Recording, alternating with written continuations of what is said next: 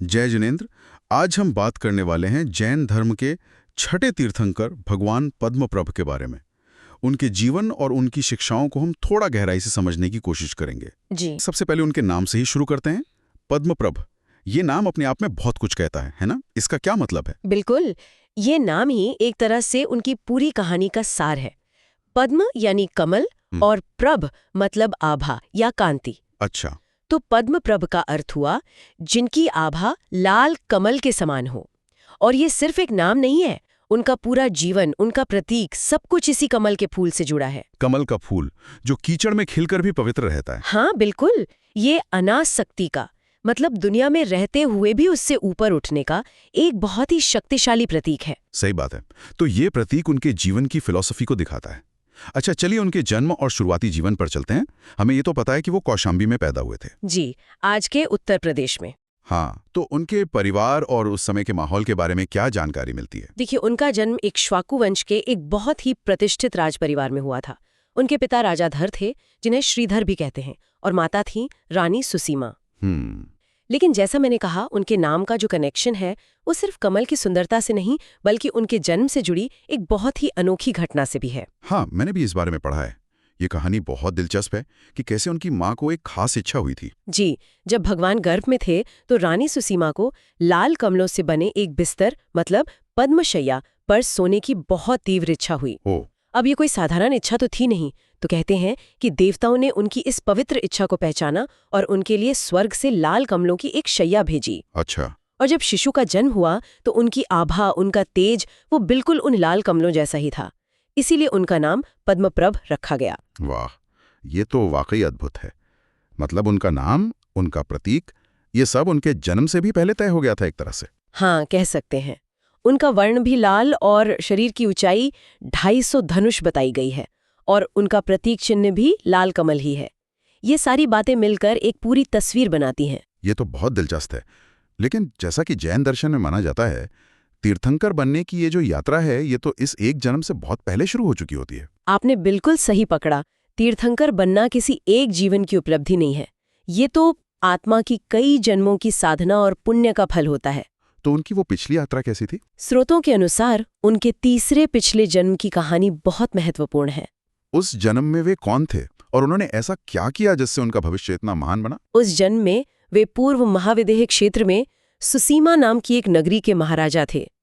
महाराजा अपराजित। अपराजित? हाँ, नाम से अपराजित थे पर स्वभाव से बहुत ही सरल और धार्मिक थे। उन्होंने अपना राजपाट सब त्याग दिया और आचार्य पे हिताश्रव से दीक्षा ले ली। और यहीं पर वो सबसे महत्वपूर्ण मोड़ आता है जिसे तीर्थंकर नाम गोत्र कर्म का बंधन कहते हैं। ये सुनने में थोड़ा तकनीकी लगता है, इसे आसान शब्दों में समझाएंगे? जी जरूर। ये एक बहुत गहरा कॉन्सेप्ट है।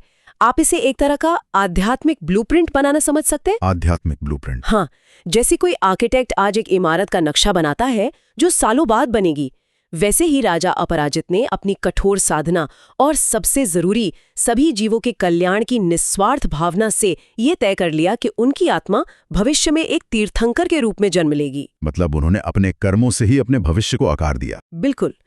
उन्होंने ऐसे कर्मों का बंधन किया जिसका फल ही तीर्थंकर बनना था। ये अपने कर्मों से अपनी उच्चतम संभावना को निश्चित करना है। वाह, ये तो बहुत ही शक्तिशाली विचार है। तो इस जन्म के बाद क्या हुआ?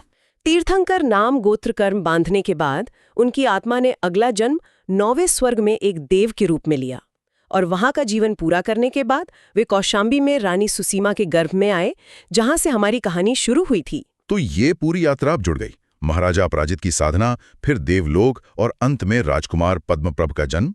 अच्छा, तो एक राजा के रूप में उनका जीवन कैसा रहा? उन्होंने लंबे समय तक एक सफल और न्यायप्रिय राजा के रूप में राजकाज संभाला। ये बात महत्वपूर्ण है क्योंकि ये दिखाती है कि उन्होंने अपनी सांसारिक जिम्मेदारियों को भी पूरी तरह से निभाया। और फिर एक दिन सब छोड़ दिया? हाँ, जब उन्हें अपने आत्मज्ञान से ये महसूस हुआ कि अब सही समय आ गया है, तो उन्होंने उसी राजपाट को बिना किसी मोह के पूरी तरह से त्याग दिया। मतलब पहले धर्म निभाया और फिर मोक्ष के मार्ग पर चल पड़े।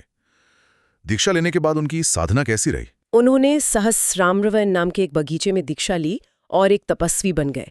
इसके बाद 6 महीने की बहुत कठोर साधना हुई और फिर अंत में चैत्र महीने की पूर्णिमा के दिन एक वट वृक्ष के नीचे उन्हें केवल ज्ञान की प्राप्ति हुई। केवल ज्ञान? इसका मतलब सिर्फ सब कुछ जानना नहीं होता है ना, ये उससे कहीं ज्यादा गहरा है, एक तरह का अल्टीमेट अनफिल्टर्ड पर्सपेक्टिव। बिल्कुल सही समझा आपने।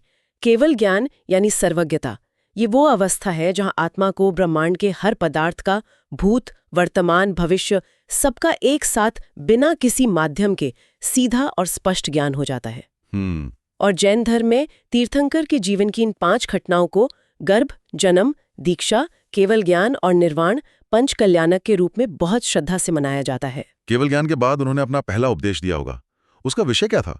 मतलब सर्वज्ञ होने के बाद उन्होंने दुनिया को सबसे पहले क्या सिखाना चाहा? उनका पहला उपदेश, जिसे देशना कहते हैं, वो संसार भावना पर केंद्रित था। संसार भावना? हाँ, भावना का मतलब है चिंतन या कॉन्टेम्पलेशन, मतलब इस सांसारिक अस्तित्व के असली स्वरूप पर विचार करना और ये समझना कि आत्मा इन 4 गतियों में यानी 4 तरह के अस्तित्व में कैसे भटकती है और दुख पाती है। अच्छा, तो उन्होंने इन 4 गतियों के दुखों का वर्णन किया।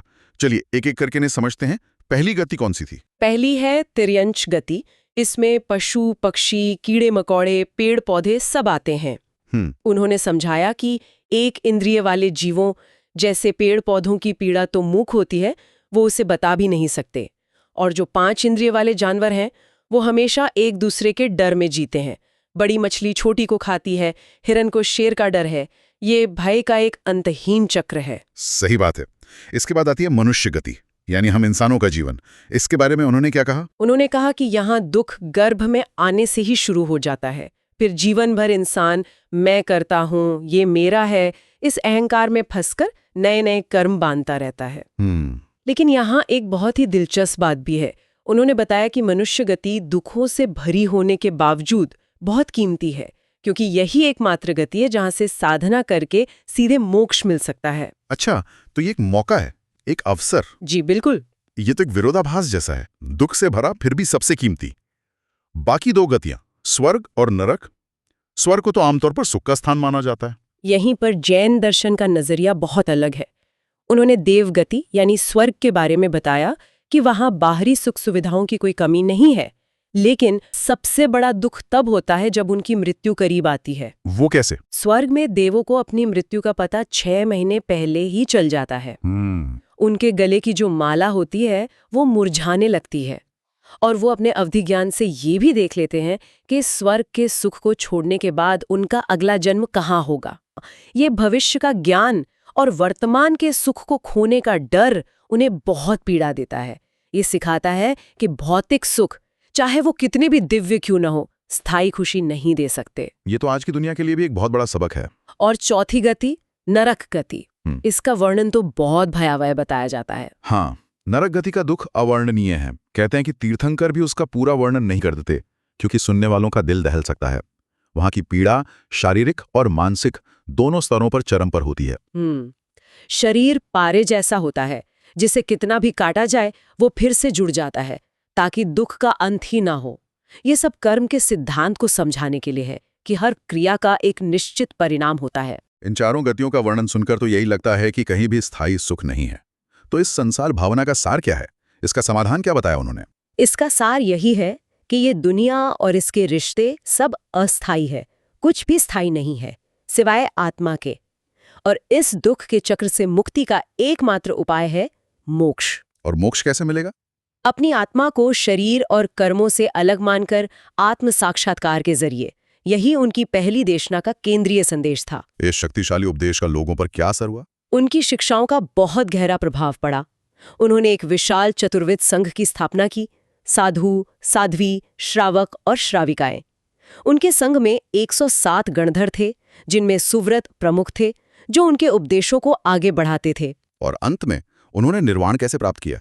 अपना संदेश फैलाने के बाद जीवन के अंत में वे सम्मेत शिखर पर्वत पर पहुंचे, जो आज झारखंड में है। जी, जैनों का सबसे पवित्र तीर्थ स्थल। हाँ, वहां उन्होंने 1 महीने का उपवास किया और मार्गशीर्ष महीने के कृष्ण पक्ष की 11वीं तिथि को 308 अन्य संतों के साथ उन्होंने निर्वाण प्राप्त किया। मतलब वो जन्म मरण के चक्र से हमेशा के लिए मुक्त हो गए। और उनकी विरासत आज भी जीवित है। भारत में कई प्रसिद्ध मंदिर हैं जो उन्हें समर्पित हैं। जी हाँ, बिल्कुल। राजस्थान में पदमपुरा और गुजरात में महुड़ी तीर्थ, ये 2 बहुत प्रसिद्ध जैन मंदिर हैं जो भगवान पद्म प्रभु को ही समर्पित हैं। ये दिखाता है कि उनकी ऊर्जा आज भी लोगों को प्रेरणा दे रही है। तो इस पूरी चर्चा को अगर हम समेटें तो भगवान पद्मप्रभ का जीवन हमें कमल के प्रतीक से अनासक्ति सिखाता है। उनकी कहानी बताती है कि कैसे निस्वार्थ भाव से तीर्थंकर पद तक पहुंचा जा सकता है, और उनकी संसार भावना की शिक्षा हमें मुक्ति के मार्ग की ओर प्रेरित करती है। और ये एक बहुत महत्वपूर्ण सवाल भी खड़ा करता है जिस पर हम सब सोच सकते हैं। उनकी शिक्षाओं में मनुष्य जीवन को दुखों का घर भी कहा गया है और साथ ही मोक्ष का एकमात्र दरवाजा भी। ये एक पैराडॉक्स जैसा है। जय जिनेंद्र।